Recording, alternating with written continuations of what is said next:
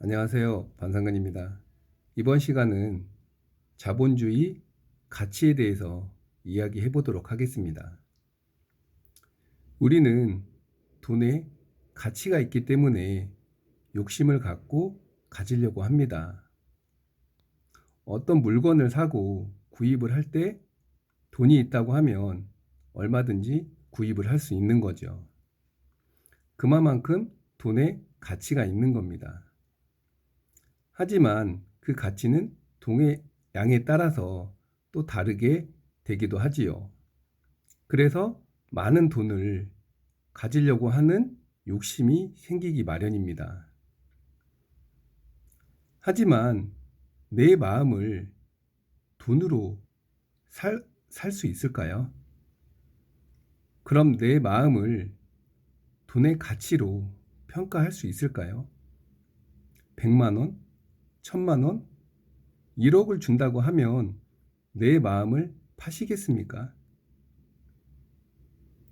그렇게 된다고 하면 그 사람의 노예일 수밖에 없는 겁니다. 우리는 사랑을 합니다. 역사에도 그런 부분들이 보이고요. 예수나 부처나 사랑을 했기 때문에 지금까지 전해져 내려오고 그만한 가치가 있다고 평가를 하고 있습니다. 만약에 예수가 돈으로 사람을 고치고 했다고 하면 과연 우리가 그거를 인정하고 좋은 평가를 내릴 수 있을까요? 그만큼 가치라는 거는 사랑을 베푼다는 건 돈의 평가를 넘어서는 겁니다. 그만큼 귀중한 가치가 있다는 거지요. 우리는 모든 걸 돈으로 평가하려고 합니다. 모든 기준이 돈의 가치에서 판단하려고 하죠. 하지만 그보다도 더 중요한 게 얼마든지 있습니다. 내 마음 또한 나의 사랑, 이런 것 또한 마찬가지고요. 돈 때문에 내 마음을 다른 사람에게 판다고 하면 그건 노예나 다름이 없습니다. 평생 노예가 되기 위해서 태어난 건 아니지 않습니까? 역사에도 노예 해방이 이루어지고 내 스스로 서지를 못하기 때문에 결국엔 다시 노예를 자청하게 되었습니다. 우리는 지금 자본주의 국가에서 이런 자본주의 시대에서 살고 있습니다. 돈이라면은 모든 걸 다 할 수 있다 생각을 하고 돈에 대한 가치만 평가를 하고 있지요. 오죽하면 내 몸도 파는 그런 사태까지 일어나고 있습니다. 이제는 진정 당당하게 내가 스스로 설 수 있도록 내 내면을 돌아보고 나의 가치를 내 스스로 나아갈 수 있도록 오늘 하루도 깊이 생각해 보셨으면 합니다. 나의 가치는 내가 만들어 간다고 생각합니다. 여러분도 오늘 나의 가치는 내 스스로 한다고 생각해 보시기 바랍니다. 그럼 손자병법 5. 전쟁의 원가를 낮추면 생산을 높일 수 있다. 시작하겠습니다. 선용병자 역부제적 양불삼제 취용어국 일양어적 고군식 가족야 국지번 어사자원수 원수 즉 백성빈 근사자귀매 귀매 즉 백성제갈 제갈 즉 급업구역 전쟁을 잘하는 자는 징병을 2번 하지 않고 양식을 3번 싫지 않는다. 군수물자는 국내에서 조달하나 양식은 적국으로부터 빼앗아 해결하니 군량미는 충분하다. 국가가 전쟁으로 빈곤해지는 이유는 멀리 양식을 운반해야 하기 때문이다. 멀리 양식을 운반하게 되면 백성이 빈곤해진다. 군대 주둔지 주변은 물가가 급등하는데 물가가 급등하면 백성의 재화가 고갈된다. 재화가 고갈되면 세금과 노역이 급증한다. 전쟁을 하려면 병사가 필요하니 징병을 해야 한다. 징병은 한 번 하는 것으로 전쟁을 끝내야지 전쟁을 한참 하다가 병사가 부족해지면 귀국하여 다시 징병해서는 안 된다. 징병을 2번 하지 않음은 이것을 말하는 것이다. 양식을 3번 싣지 않음은 2번만 수레에 실어야 한다는 것이다. 전쟁터로 나갈 때 양식을 싣고 가면서 먹으니 이것이 첫 번째이고 전쟁을 마쳤을 때 다시 양식을 실어 국내 귀국길에 먹으며 오라는 것이 2번째이다. 그렇다면 그 중간에는 뭘 먹으며 전쟁을 하라는 것인가? 적국의 식량을 먹으라는 것이다. 적을 제압하고 성을 함락하면 그곳에 저장된 양식이 있으니 그것을 먹으면 굳이 멀리 본국에서 군량미를 운반할 필요가 없기 때문이다. 항우의 초나라와 유방의 한나라가 징패할 당시 유방은 진나라 중앙정부의 양식창고인 오창을 선점했다. 그 통에 초나라 군대가 굶주려 죽는 소리를 낼 때 한나라 병사는 허기질 일이 없었다. 승부는 여기서 벌어지기 시작한 것이다. 한 번의 임무를 완료하고 문제를 해결하여 뒤처리가 필요 없다면 최고의 효율이라 할 수 있다. 전쟁만 그런 게 아니라 무슨 일을 해도 도리는 같은 것이다. 국가가 전쟁으로 빈곤해지는 이유는 멀리 양식을 운반해야 하기 때문이다. 멀리 양식을 운반하게 되면 백성이 빈곤해진다.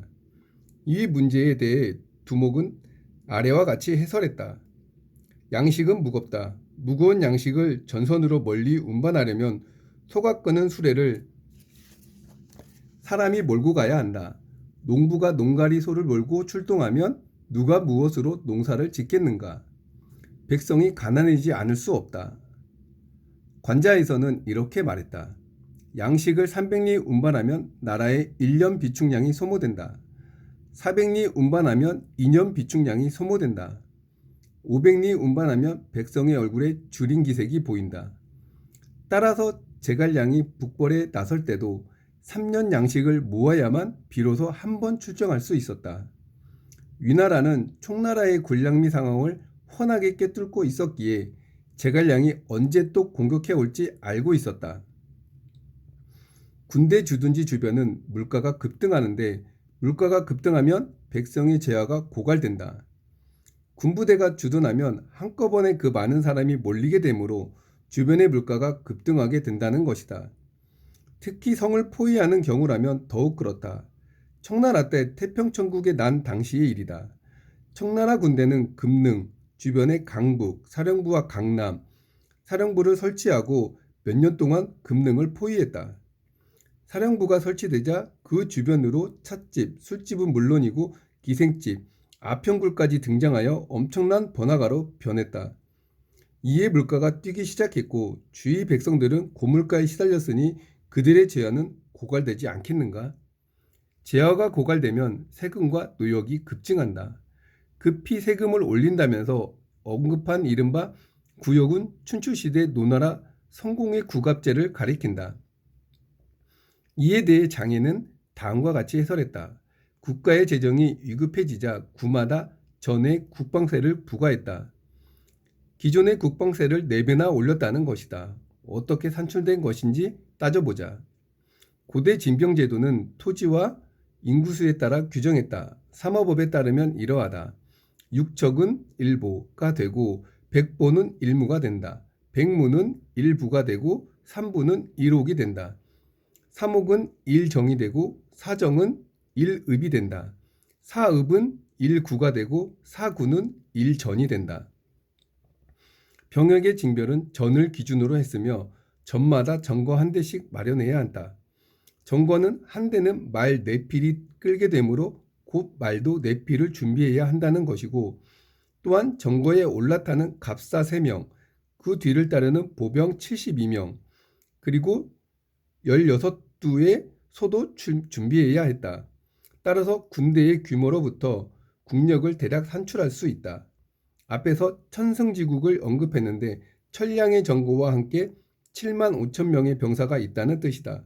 그렇다면 천승지국의 영토는 천전이란 뜻이니 전국적으로 대략 1000개의 촌락이 있다고 볼 수 있다. 노나라 성공이 기존의 징벌 제도를 어떻게 변경했기에 문제라는 것인가? 그는 즉위하자마자 구갑제를 시행했다. 전을 기준으로 징벌한 것이 아니라 구를 기준으로 징벌했던 것이다. 사구가 1전이니 기존의 징벌에 비해 결과적으로 4배가 늘어난 것이다. 그러므로 사람들은 노나라 성공이 가혹하게 착취했다고 했고 그로써 결국 나라를 망쳤다고 비판했다. 손자병법이 이런 계산을 반복하는 이유는 전쟁 비용이 대단히 비싸다는 점을 강조하려는 것이다.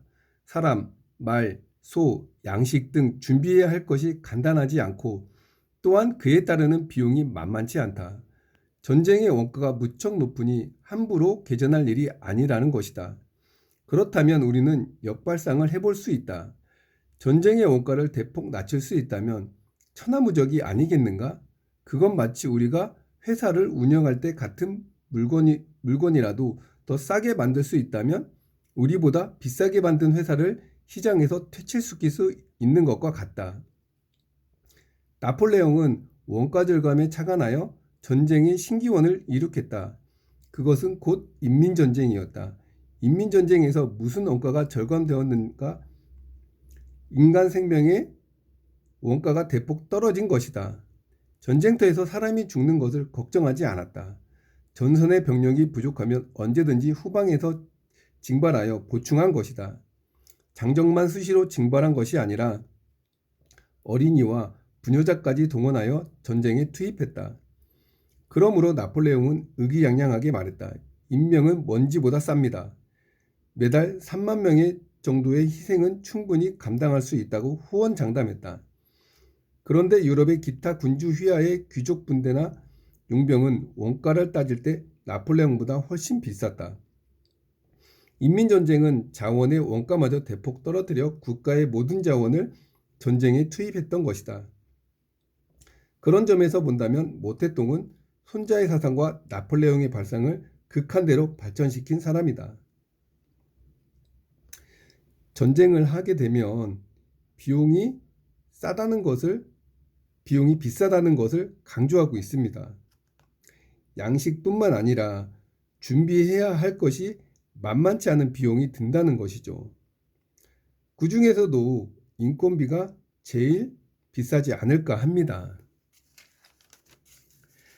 사업을 할 때도 인건비로 인해서 모든 걸 사장이 해야 하는 것을 볼 수 있습니다.